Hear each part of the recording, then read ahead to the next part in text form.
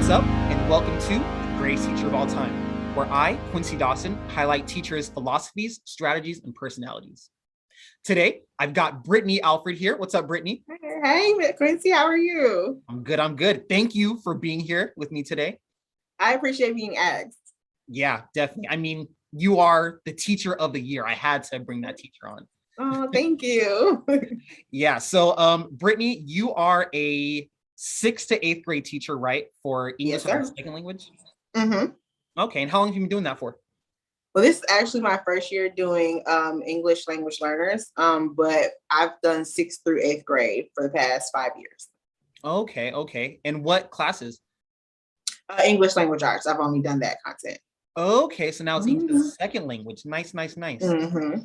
So now I want to tell you, I did some creeping or research, as I call it, on Instagram, and I saw on May 5th, 2021, you're presented with the Teacher of the Year Award. Yes. And when I saw that, I had a question. So it was the 2021-2022 Teacher of Uh-huh. the Year Award. So it's really the teacher of the next year, which is Yeah. So how my school does it is at the end of each year, they crown the teacher of the year that will represent the school for the next upcoming school year. So the previous teacher of the year, she passed the torch to me. So now I'm the representative for this school year. And then the next school year, they'll announce that at the end of this year, and then they'll represent for the next school year. okay, great. That's a really great accomplishment. How long have you been teaching at that school? At that school, this will be my 4th year. Your 4th year getting teacher, and now Yes. you're teacher of the year. Wow. What Yes. what is what does that entail? Like, what does that mean being teacher of the year? Well, okay, so the process is around April or March, between March and April, they send out a survey and you have to vote the teacher that you believe has really helped you, has a good rapport with the students and things of that sort. So once they did the process, they announced it at the last faculty meeting, and it was a shocker because I didn't think people voted for me, but it was a shocker, and I was very appreciative. That all entails, like, I have worked with the district this summer rather. That kind of doesn't fall into why, like, I didn't do it because I won teacher year. I did it also based on my academics as well. But being teacher of the year and being able to, all these doors opening at one time, really kind of proved why I was doing some of the district stuff this year. And then that also led me to now being on the superintendent's teacher advisory board. So what that entails is the teacher of the years for each school. They meet with the actual legit superintendent of Fulton County, and we voice our concerns, and we have direct contact with the superintendent. And that's the first that they've done it as well. So this is the first year that they're rolling that out. So being teacher of the year entails, like, I definitely got to be on my P's and Q's because now it's like I'm an example. But I mean, for the most part, it doesn't add any extra pressure or nothing like that. But it's a great honor to represent the school that I work at. Yeah, definitely. I can imagine. So is it being teacher of the year? The teacher of the year is automatically in these roles, or is it because No, it's honestly, even if I wouldn't have won the teacher advisory board, yes, you have okay. to be the current teacher of the year. But the district stuff, would have happened even if I won or didn't win. Okay, but it's like Yeah. it helped make your name more Yeah, it present kind of like that. helped because when I did the district stuff and I was like, I'm the current teacher of the year, they was like, oh, wow, congratulations. That's like a double, achievement. I was like, yeah, it's lots happened this year. So because it was a lot of what I've done the past 2 years that got me to work with the district, and then having teacher of the year on that record as well was just like, oh, okay, like, yeah. So yeah, it was definitely great. Okay, yeah, another checkbox on the resume. Nice. Right. Yeah. And I wanted to ask, do teachers vote on that, or is it students, or both, or? It's teachers, and then what they do is when they get the votes, they ask some of the students to, how does this teacher make you feel? They ask them for an adjective of the teacher. So once I won, they went to my students, and my students actually wrote, they had some nice words and encouraging words for me and stuff like that, and why they truly believed I deserved it. And so yeah. Wow, that's great. That's like your you're nominated, then you get the verification from the students. Like Yeah. they're the ones who put you up there. Right. And then the thing is, this is actually my second time being nominated, because my third year I got nominated as well. But they did it differently that year. My third year, they did it where it was 3 candidates and we had like neck and neck votes. So it was like a runoff. And I didn't win that year. But this year, I don't know if it's because of the pandemic, but it wasn't like candidates. It was just like they announced it. So I was just like, okay, was it the number of votes that I got that we didn't have candidates? So I did ask this year.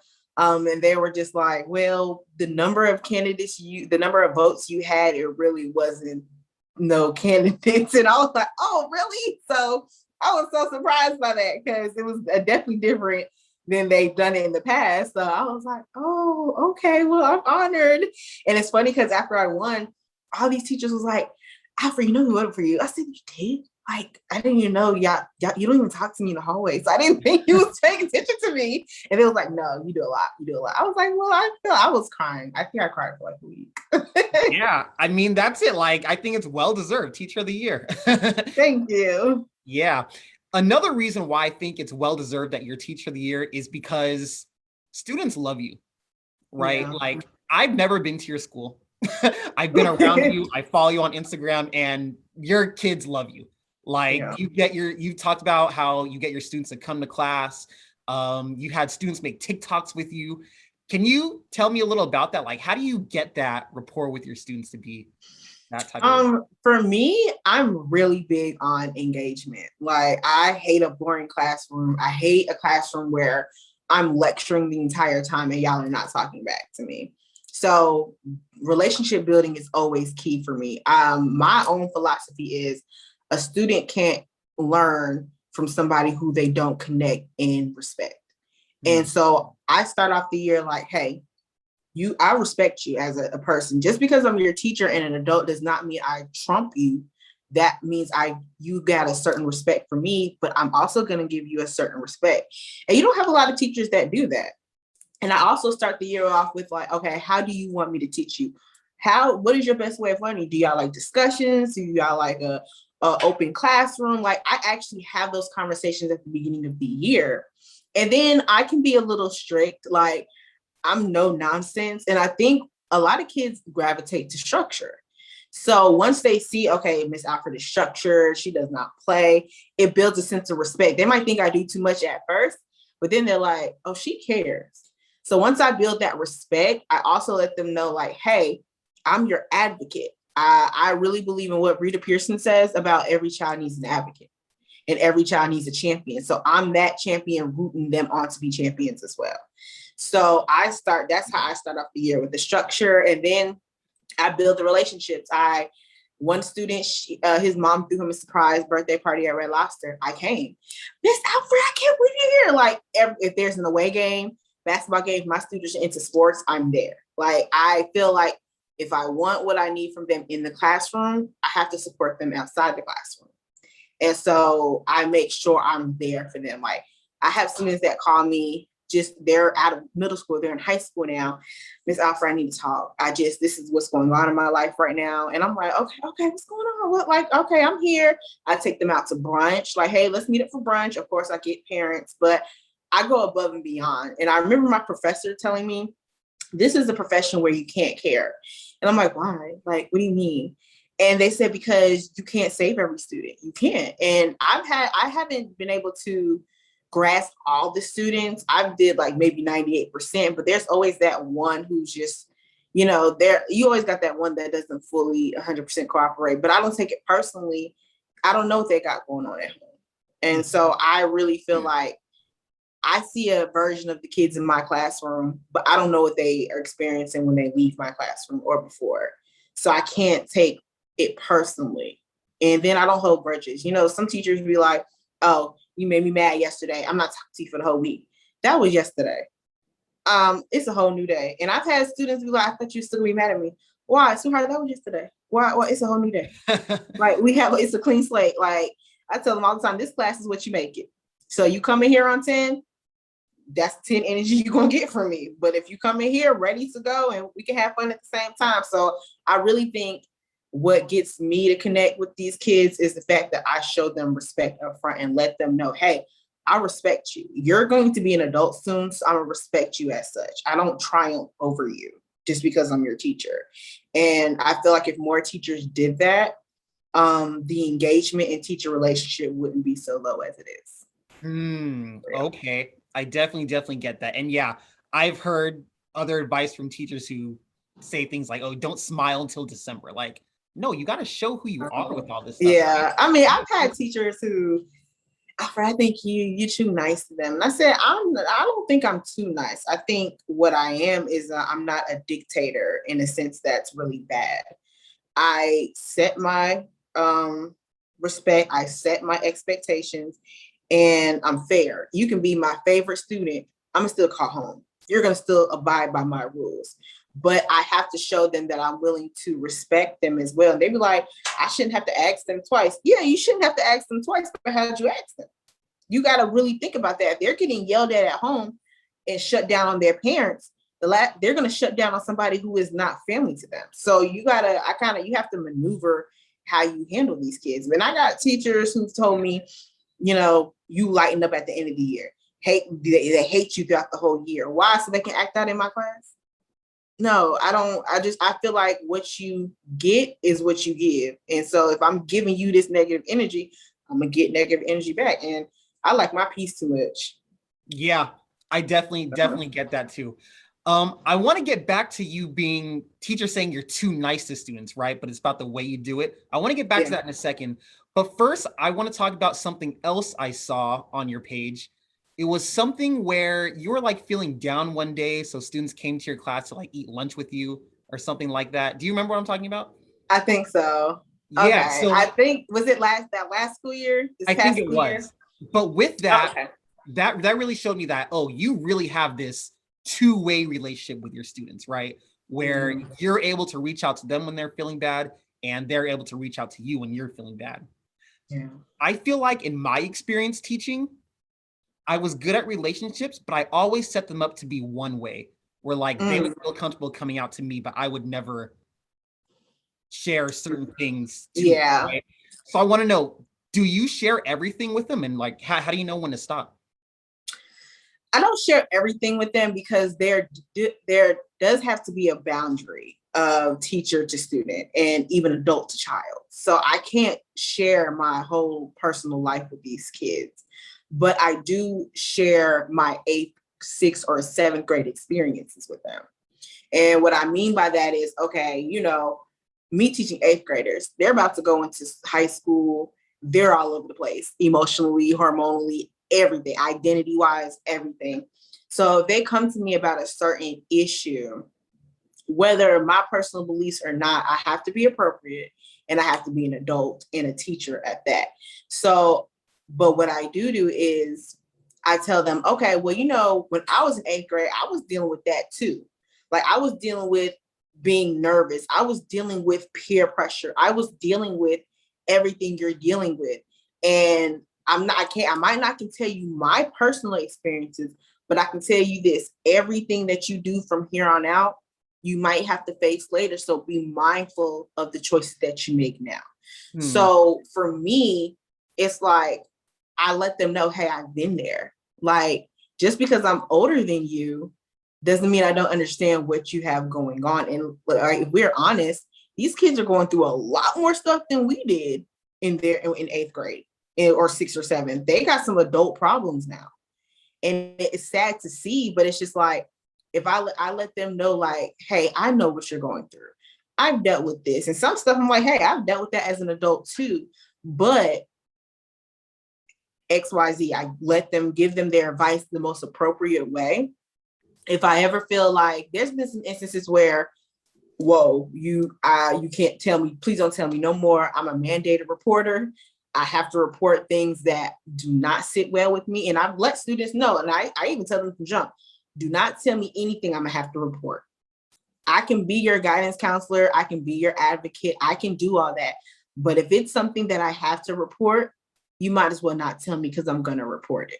And I let them know up front what they can and what they cannot tell me. So, and then oftentimes I do go back to the counselors anyway, because that's their specific job. Like I can be that advocate, but I'm not a counselor role where I have to keep all that.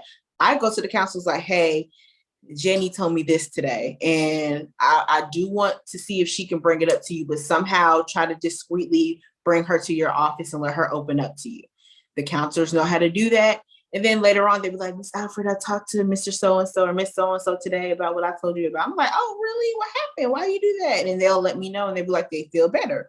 So at the end of the day, I do share with them, but as a teacher, I have to have an accountability as well. And I think that's what allows me to have that relationship, because I know my boundaries. And even anytime I have a conversation to that caliber, a guidance counselor knows, and they also have that secondhand information directly from the student as well. So I always try to keep myself in those boundaries so my job isn't at risk and my trust with the student isn't jeopardized. In a way, you're like a mole. Right? Like you're the inside source, but it's really important to have those, right? Like we need someone who students can trust enough, but also someone responsible enough to, okay, I need to do something with this trust. It's not trust for me. Yeah. Great. So it definitely sounds like you have a lot of fun in the class, Yes. But there's another quote I want to bring up. It says, even though it's hard being a teacher, it's not the kids that make it hard. It's the circumstances. But when you have kids that really love you, you remember why you started in the first place.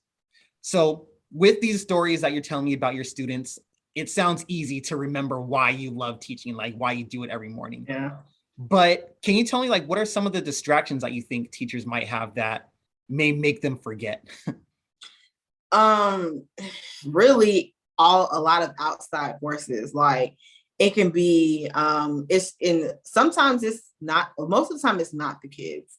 Sometimes it is, but most of the time it's not. It can be lack of support, and that can be from at home. Like I might not have support from the kids' parents, or that can be school support where maybe I'm not getting supported from the admin. There's a lot of outside circumstances that can affect our why. I know for me personally, pandemic, that has for a brief moment affected my why, because I just felt like maybe this is too dangerous for me. Maybe I can't do this anymore. I'm getting frustrated. And it was the outside force of everything that was going on in the world that made me forget my why. And it takes students to help me remember that. So yeah, there's a lot of outside circumstances, but the biggest ones for us teachers is the outside forces of the school, like the lack of support.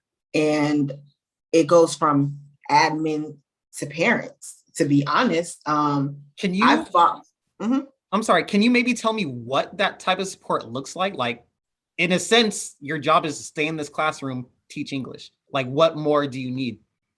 Well, there's kids who, like, for example, there's kids that come with a lot of issues and a lot of paperwork and documentation, and we have to adhere to those regulations of those students. But how do I adhere to what is mandated for me to do for your child if when I call you about your child, you gave up on your child already? So it's hard. Like, that's what I mean. Like, my job is to teach you, but my job is also to provide a conducive and safe learning environment as well. And that includes the social and emotional being of the kids in my classroom. And if the support at home does not help me to make that child better, then it's more work on me. Because I've had it, for example, I've had a student, she called me her second mom. And, I'm like, oh, okay, I'm everybody auntie or something. So her mom came to the school and was like, I have a problem with you. And I didn't know whose child this was, whose parent she was. It was just a lady during open house, the second open house of the semester, just to follow up with teachers. She was like, Miss Alfred, I have a problem with you. And I'm like, who are you? And she was like, I'm such and such mom. Oh, well, why do you have a problem? I love her. She respects me more than she respects you more than she respects me. And I said, oh, I didn't know that. And so I called her over. I said, what's the issue? She told me her issue. And I was like, I can never take somebody's place. But however, this is the same parent that every time a teacher called her about this student, I don't have time for her.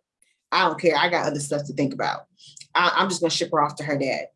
So it's like, what do you expect?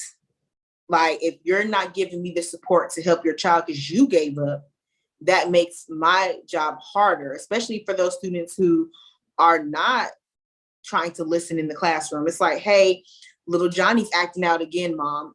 What do you want me to do? What you want me to do, Miss Alfred? I can't do nothing. So that's like, okay, so if I don't have the support for you to make him calm down in the classroom, that interrupts my whole learning environment for the other 30 students that I already got trying to learn, but little Johnny's still having an issue and mom doesn't care. So he's like, oh, I have no repercussions.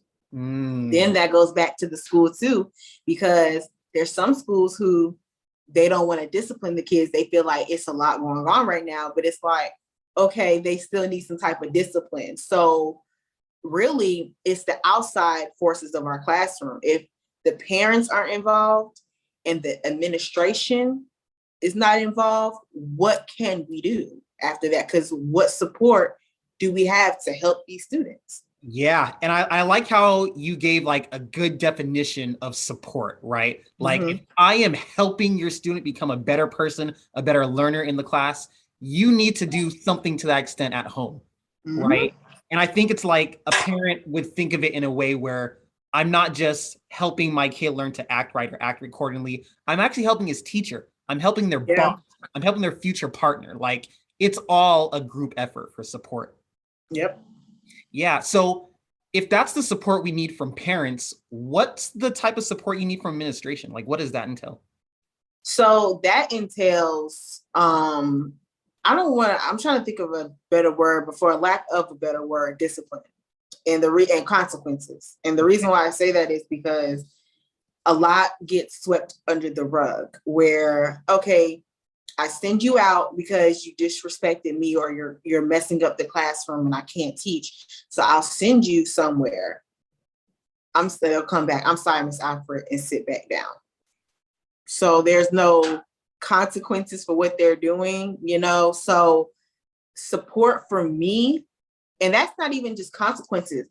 We're dealing with a lot too, like as far as emotionally and physically as teachers during this pandemic. So versus, hounding us about deadlines, show us grace too. I think the word grace is thrown around to our students so heavily. But what about the teacher grace? Because so Miss Alfred, I gotta stop you. With that, it's so the grace that the student's getting, everyone's in favor of students getting grace, right? I don't think there's any debate about that. And part of that grace is that a student's acting up in your class, I'm not gonna suspend them. That's giving them grace, right? The grace is I'm sending them back to Miss Alfred's class. He apologized, right? So like, what do you want the administrators to do in that case? And here's the question I'm still answering too, because I've been in those types of situations as well. No, that's real. The thing, I don't have a problem with the students coming back and apologizing, but what I have a problem with is, I'm sorry, Miss Alfred, and then going right back to doing what they need to do. Now I'm sending you out for the second day or the second time in this one class period. And then you come back with the attitude like, Miss Alfred, why do you keep sending this student out? I can't teach the rest of these kids. So I'm all for giving grace. I feel like everybody deserves a second chance. But what are you doing besides making them apologize to me? Where's the serious talk with them? I sent you out at 10:03. You came back at 10:08 apologizing to me. There was no conversation in that because it took you 2 minutes to walk to the office. So, it's like you told them, oh, go apologize and make sure you don't do it again. The support that I need is, hey, Johnny, you have to get it together or you will be at home if it continues. I'm just asking for a conversation. I'm asking for intentionality of, hey, you cannot interrupt this learning environment. And if it keeps happening, something's going to have to change, where it's either a lunch detention, after school detention, whatever the case may be. I'm all for a second even third chances. I feel like everybody has a chance to prove themselves. But if I'm seeing consistent issues and you're not supporting me, you keep telling me to give them grace, but it's affecting my other classroom, you're not supporting me, you're coddling them. And I think that's the difference. I'm big on grace. I'm big on, you can mess up a whole semester. If you come back January with a whole new leaf and you say, Miss Alfred, I done changed, I'm gonna take what you say. Okay, you changed. I don't care about that last year. Let's go ahead and move forward. But if Johnny still come back terrorizing my classroom, where does this, okay, go back and apologize end? Where does, okay, I'm gonna have to call your mom, or you're off the basketball team for this first game real quick. So that's what I'm looking for. I'm looking support that lets me know, hey, you care about my feelings and my instruction with the other 30 kids or if more in the classroom. You're supporting me by like not necessarily eliminating, but you're supporting me by gathering together what's causing the disruption, not just sending them back to me. So I guess that's what support to me looks like. Like, okay, Miss Alfred, we hear you. We are taking your concerns seriously. We're looking at the other kids and we're going to do something about this versus just sending them back to class. So yeah, that's, to me, support is that. And support can even be other things too, not even just discipline. If you know that I got 35 kids in the classroom, Miss Alfred, go ahead and take a little 10 to 15. I'll watch your class real quick. Oh, for real? Yeah. Okay, fine. Miss Alfred, you need a restroom break? Miss Alfred, here's some water. You've been teaching for 3 periods straight. I know you're probably thirsty. Oh my God, thank you. So support does not always mean with children.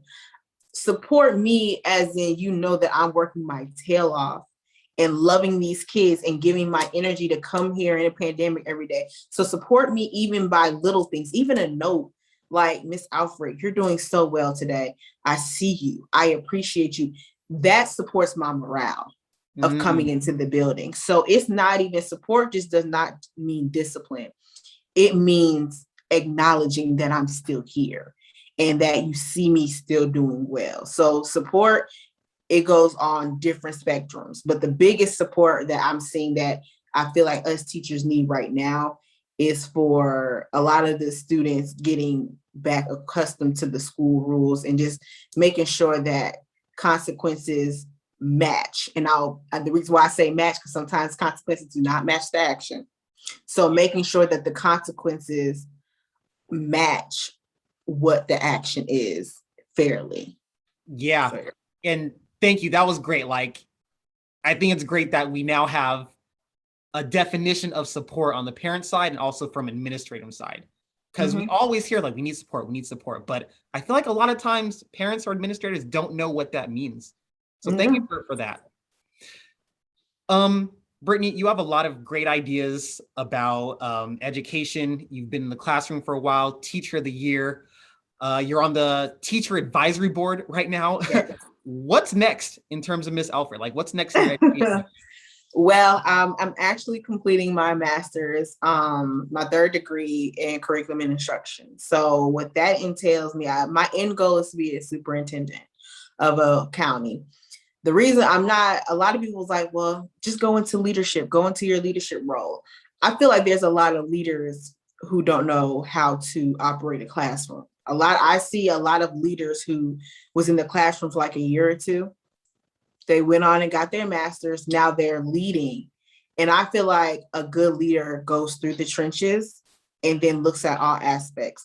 So am I prolonging my superintendent career? Just a little bit, because I decided to go the curriculum and instruction route, because I plan on being that superintendent that says, oh yeah, I know how to make a lesson plan. You got some superintendents who don't. I know how to teach. I know how to teach this. You have some superintendents who's never been a teacher in the classroom. They just been leaders. But it's like, how can I lead you if I haven't been a sheep yet? How can I lead you if I haven't been in your position? So my goal is to be that superintendent that, oh, I've been there with you. I've worked with ELL students. I've worked with what they consider low income students, and I work with the advanced students. Like, I worked with all these kids. I understand the hassle of lesson plans. I understand the hassle of 504s and IEP. So my goal is to be that superintendent that never forgot that they was a teacher first. Yeah. So yeah. Yeah, you in the trenches. I like that. You're gonna do the rap and the track, triple Yeah. double assist. Yeah, but it's great. Like, we need leaders like that who have experienced it all from the bottom all the way up to the top. That's great. Yeah. Again, thank you for sharing this all, Brittany. Your experience in education and your thoughts on the future of it are some of the reasons why I think you're the greatest teacher of all time. Oh, thank you. I appreciate that. Yeah. Thank you to everyone else for listening to The Greatest Teacher of All Time, where I, Quincy Dawson, interview teachers of color from all over to highlight their philosophies, strategies, and personalities.